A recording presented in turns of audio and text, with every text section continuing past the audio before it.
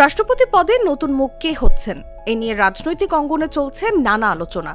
আগামী আগস্ট মাসে দেশের নতুন রাষ্ট্রপতি নির্বাচন করতে পারে সরকার, এমন ইঙ্গিত মিলেছে সংশ্লিষ্ট মহল থেকে, যদিও এখনও আনুষ্ঠানিক ঘোষণা আসেনি। সরকার সংশ্লিষ্ট সূত্রের দাবি, জাতীয় সংসদের পরবর্তী অধিবেশনের জন্য অপেক্ষা না করে আগস্টের দ্বিতীয় বা তৃতীয় সপ্তাহেই সম্পন্ন হতে পারে রাষ্ট্রপতি নির্বাচন।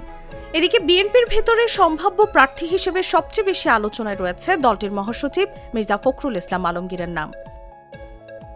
দলীয় সূত্র বলছে, দীর্ঘদিনের রাজনৈতিক অভিজ্ঞতা, দলের কঠিন সময়ে নেতৃত্ব দেয়া এবং গ্রহণযোগ্যতার বিষয়গুলো বিবেচনায় মির্জা ফখরুলকে এগিয়ে রাখা হচ্ছে। তবে এ বিষয়ে এখনও বিএনপির স্থায়ী কমিটিতে চূড়ান্ত কোনো সিদ্ধান্ত হয়নি।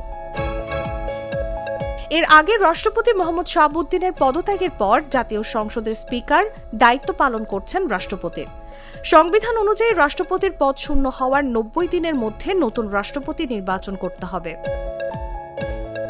রাষ্ট্রপতি নির্বাচনের প্রস্তুতিও শুরু করেছে নির্বাচন কমিশন। প্রধান নির্বাচন কমিশনার জানিয়েছেন, আইন অনুযায়ী স্পিকারের সঙ্গে পরামর্শ করেই নির্বাচনের দিনক্ষণ নির্ধারণ করা হবে। সংসদ সদস্যদের ভোটেই নির্বাচিত হবেন দেশের নতুন রাষ্ট্রপতি। এখন সবার নজর রাষ্ট্রপতি পদে শেষ পর্যন্ত কাকে মনোনীত করে বিএনপি, আর সেই সিদ্ধান্তের উপরই নির্ভর করছে দেশের পরবর্তী রাষ্ট্রপতির নাম। নিউজ ডেস্ক, জাগো নিউজ।